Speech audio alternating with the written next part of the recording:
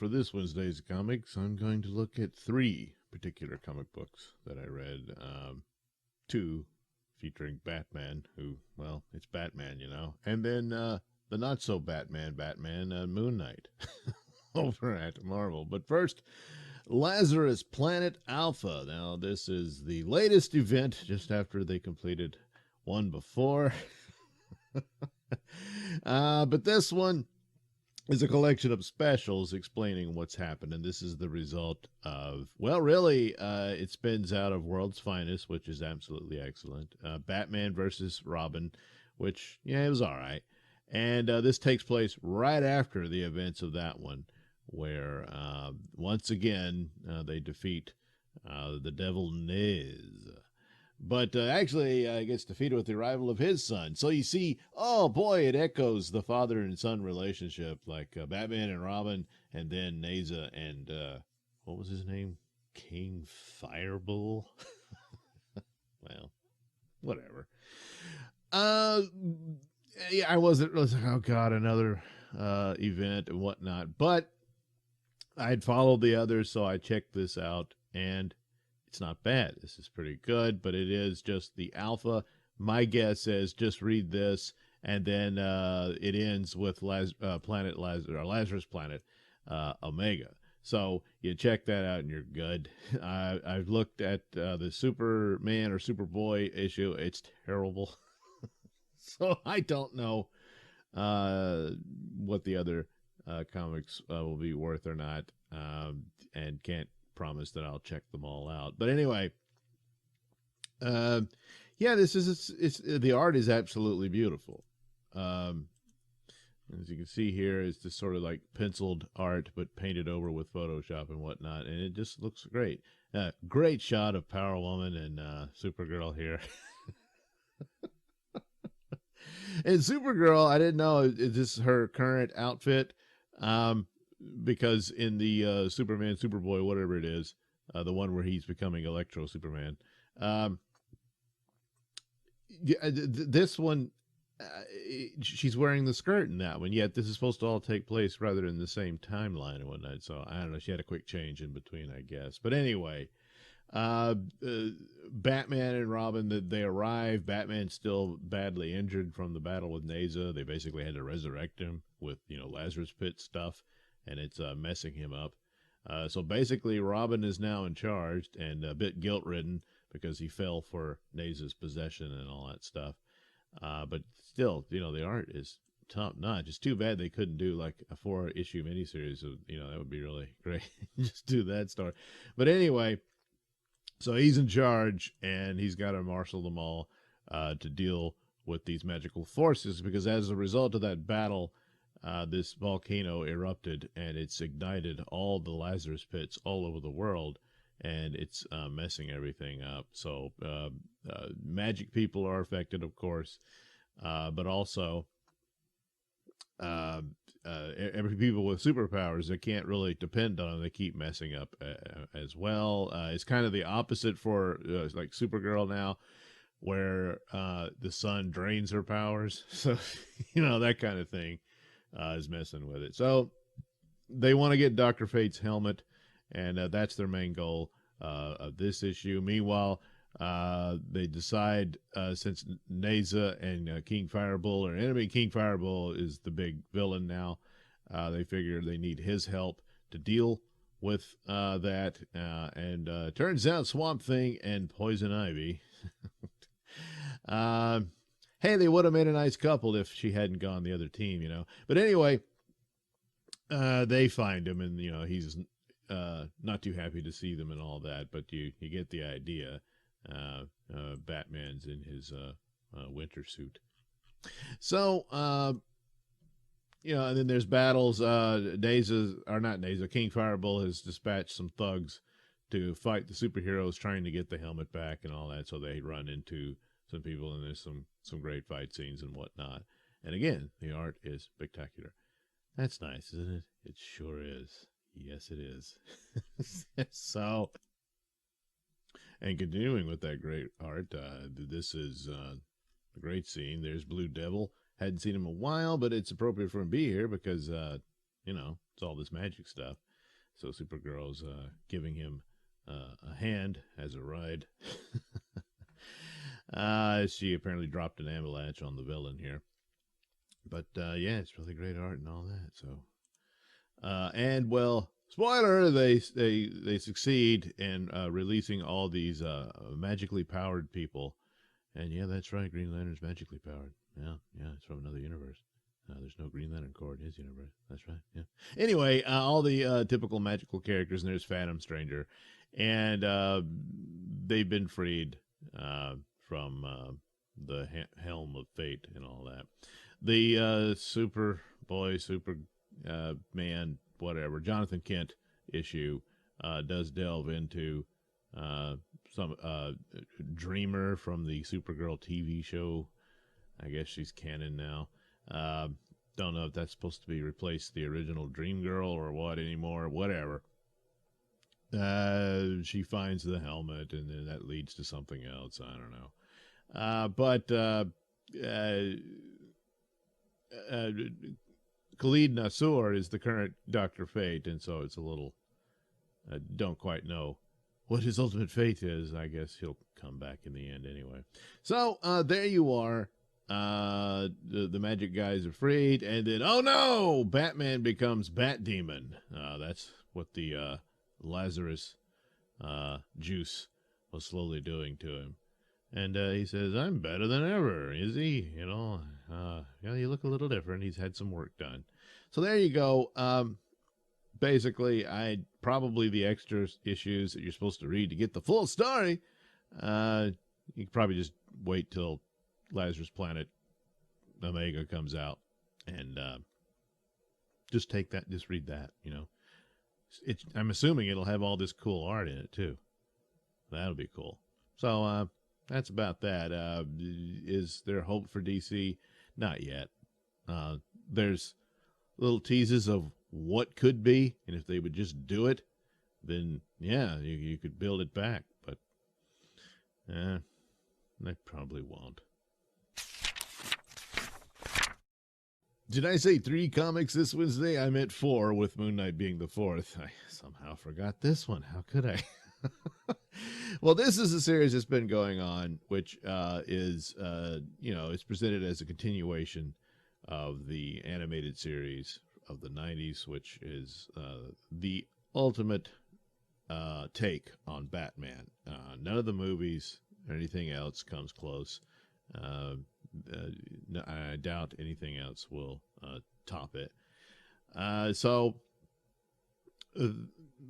they do these, like they break them up in seasons. Other thing, like Dark Horse did that with Buffy the Vampire Slayer and stuff like that. So it's kind of the same approach here, as this is meant to be a continuation of Batman as he was presented in that show. So I've read all of the first one. I need to catch up on the second one, but third one's already available, so I went ahead and take a look at it.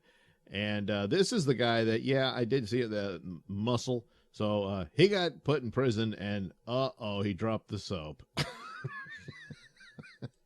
I know Croc is sent to silence him permanently. Yeah. So Batman steps in and says, we got to prevent this. They want to offer him a deal to turn state's evidence on his former employers, which is why he's being targeted for murder, because they want him to shut up and all that. Meanwhile, there's this mysterious pastor who visits him and has hope for his redemption, and Batman's not convinced. Then we get to see the round table of mobsters, mob bosses. So Black Mask, Penguin, Thorn, and this woman, Valestra, is kind of the leader in this, in that she's the one who hired Muscle and wants to get rid of him. So there she is. He's as good as dead and all that. So he agrees to the deal. They're going to transfer him, and there's going to be an escape attempt. And hey, look, the pastor's helping him out. Why would he do that? Well, this is a cool little panel here. See that? Yeah, cool, huh? Yeah. And they're still taking what's that weird, what time period is this aesthetic of the Batman series, where you had the noir setting, which, be like the 1940s, the vehicles are a combination of eras, but really keeping in with that era, and yet they had television and internet and computers and all that stuff. It was interesting because it was a cool look and fitting of Batman from where he came from. And then like the TV news and stuff was always in black and white.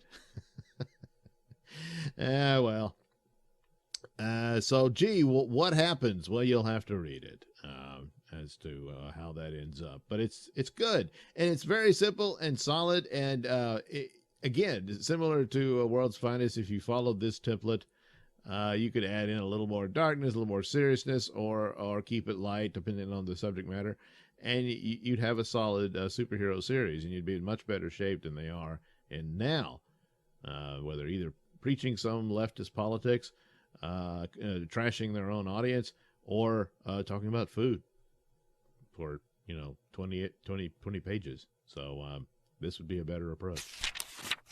So here we are again with another Batman endeavor by Mark Silvestri, his glorious return, and an example of some great artwork and an interesting story where Batman and the Joker must join forces, as someone is wanting revenge on the Joker for something, and but Batman steps in to figure this out and ends up in this sort of puzzle-like trap here.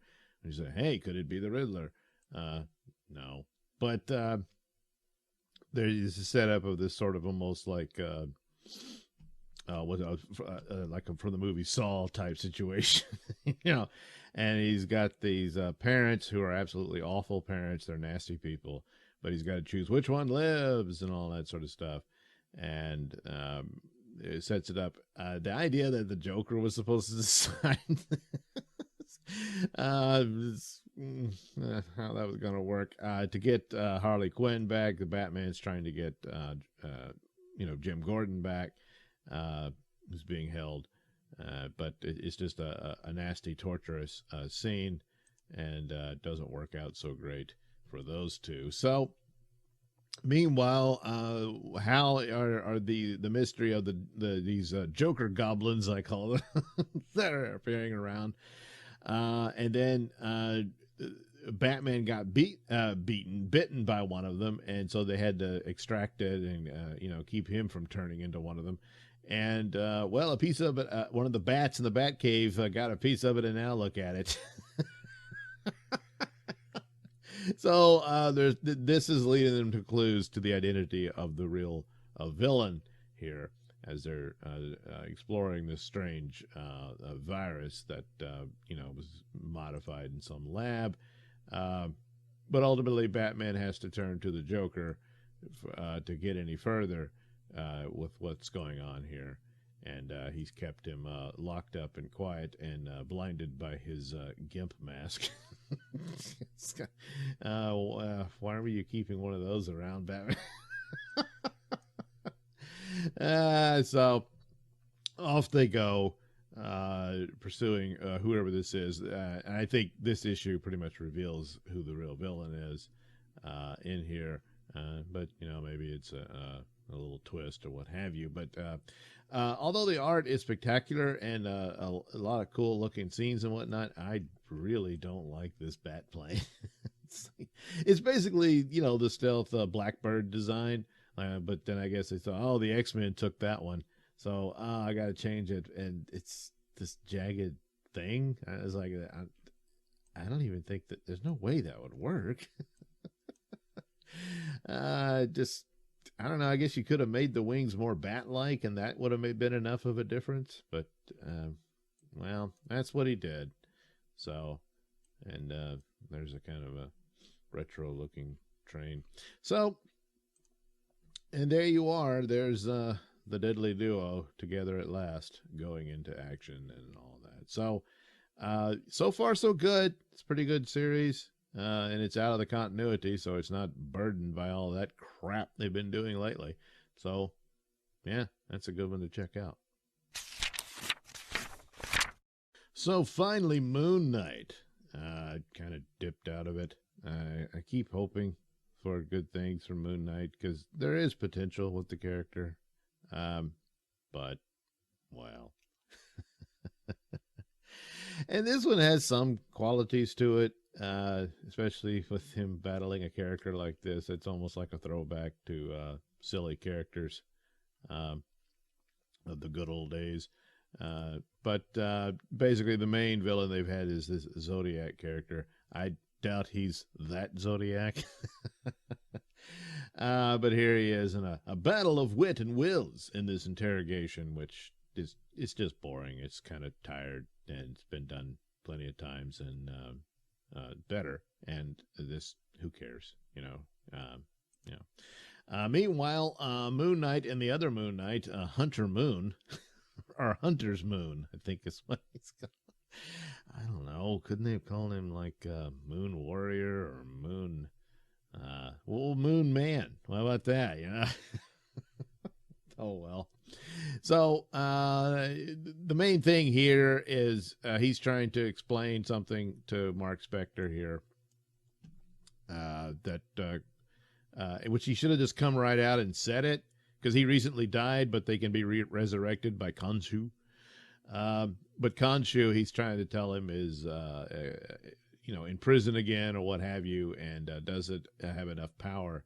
And he said his previous resurrection was excruciatingly painful, and plus you lose a little bit of yourself each time it happens, and you might not be able to do it again. So, whereas Mark Spector's just been taking all kinds of risks and not really caring, because he says, who cares? I can come back from the dead if they kill me. Well, maybe not so much, but he waits till the end of the issue to tell us. While he's diving into this other mission, they're going deep into the underground, where there's Mole Man's guys. They've been enslaved by these guys in sailor outfits, which is what I mean by the throwback to old silly comic book villains. Like, these are the thugs for this guy in the captain's uniform. Or actually, he's the Commodore. Which, I got a chuckle out of that. But they're using these, the mole people as slave labor. And so Moon Knight's going to put an end to that, and so they get into the fight with the sailors, They're really far from the ocean, so this is out of their league, and so the mole people join in, And so there they are. I could use a little less on the lens flare. But anyway, and then here comes, what's his, Commodore Donnie Planet.